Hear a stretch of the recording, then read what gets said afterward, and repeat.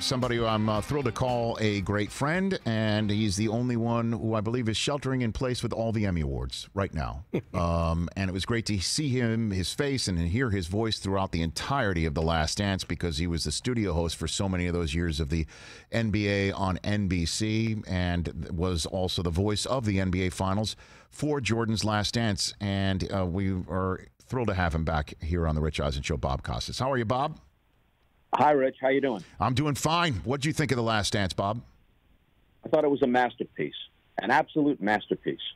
I don't know what the quibbles might be, but I've known Jason Hare since he was a young producer at HBO when I was there in the early 2000s. You could tell right then, even when he was just in his mid-20s, that he was going to be something special. And he and his team did a magnificent job with this. It's entertaining. It's compelling. It's not strictly journalistic, but it has elements of journalism. It has elements of history. And I said to him last week, I said, it's a mark, actually, of how impactful this is, that you're going to get the occasional quibble. It's like, and I'm comparing it now to the absolute gold standard, it's like any of Ken Burns' documentaries. Because they're so widely seen and appreciated, and because they're viewed as definitive, you're always going to get some people with a quibble, well, what about this, or why didn't they do that?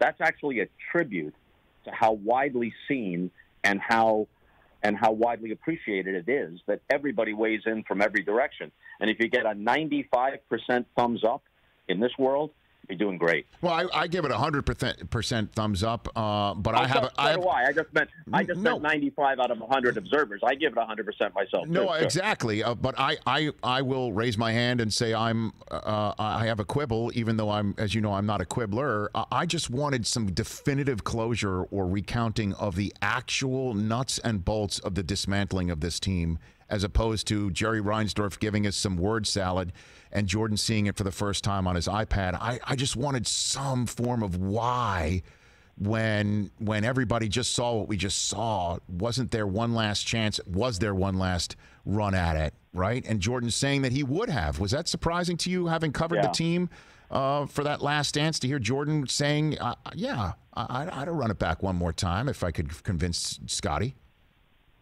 I guess mildly surprising. We knew throughout that season that it was overwhelmingly likely that this was, in fact, the Last Dance. And it wasn't just in Game 6, the clinching game in Salt Lake City, but at various times throughout the season, we alluded to it. They played a Game 7 in the Eastern Conference Finals against the Pacers, who gave them a very tough time. And actually, the Pacers led 19-7 early in Game 7 on Chicago's home floor. So our entire opening for that game was, this might be the last dance on their dance floor. This is where it could end, right here. So that was a narrative thread that ran through the entire season. And I understand Michael's competitiveness. He has the right to have any feeling he wants. He'd like to come back for 7 to 8, whatever it was. But I really think that the legend of all this is enhanced. Both the Bulls legend and Michael Jordan's legend is enhanced by it ending the way it did. First of all, even if they won another title, or even 2 more, it's hard to imagine a scenario any more dramatic, theatrical, and classic than what happened in Game 6 in Salt Lake City. Plus, when you get that element of what might have been, that sort of what might have been thing is an element that runs through great literature, great sports stories. It adds texture to the story. And then also remember, 1999 was a lockout season. It was a half season. Might not have felt as fulsome as the first 6. And if you go beyond that, they run into Kobe and Shaq, the first of their 3 in a row in 2000. So at some point, no matter how great they were and no matter how great he was, the last image was going to be, unless it ended the way it did, was going to be Michael Jordan walking off the floor at some point in defeat. Isn't this better? And I realized that he came back 3 years later with the Wizards, but that is a complete footnote. And the last image in the public imagination is that last shot in Salt Lake City. Bob Costas here on the Rich Eisen Show. And another part about the Last Dance that was remarkable was the relitigation decades old, one would, I guess, say, arguments or rivalries. And interestingly enough, your two broadcast partners on that night for The Last Dance, Doug Collins, Jordan's former coach, replaced by Phil Jackson, and Isaiah Thomas, whose story in the Dream Team and him not shaking hands with Jordan was absolutely one of the biggest stories to come out of The Last Dance in the first several episodes. Was there any awkwardness between Jordan and your broadcast partners at all during that finals, Bob? I said this last night with Scott Van Pelt. This has to be said on behalf of Isaiah Thomas. We know all the other aspects of it going back to the late 80s and early 90s, so no need to rehash all that now. But as fate would have it, Isaiah's on the broadcast team, his first year at NBC, for that Last Dance season. Never once, and I heard every syllable he uttered on the air, never once did he give a backhanded compliment to Michael Jordan. Never once did he diminish him. Never once was there ever any but. Never once in any way did he throw any shade at Michael Jordan. He unequivocally said often that Michael Jordan was the best player he ever played against and the best player he had ever seen. And that wasn't just on the air. I spent a lot of time with Zeke in production meetings, out to dinner, taking walks around Indianapolis during the conference finals, whatever. I never once heard him make a resentful or bitter or unfair comment about Michael Jordan. Now, obviously, there's something stirring within him some 30 years later, but he's still hurt by it. But in terms of being a professional, even in his rookie broadcasting season, he was completely fair and completely professional. But another part of your question, Rich, I don't remember seeing Isaiah chatting Michael up at any of those practices or before any of those games. That I don't recall seeing. Bob Costas here on the Rich Eisen Show. So, Bob, obviously, and we'll get to baseball before we say goodbye shortly, but you cover that sport, still do, with MLB Network. Spent many years on the NFL beat with NBC, the Olympics, obviously, the NBA. Where does Jordan rank in terms of athletes that you have witnessed, interviewed, mentioned, talked to, in terms of greatness? And I know that is something that is defined objectively or subjectively, however you want to put it. But where does Michael rank for you, Bob? Having heard this question debated so many times and having had it put to me now so many times, here's what I've settled upon. I can't put anybody ahead of him. I know you can make a good case for others.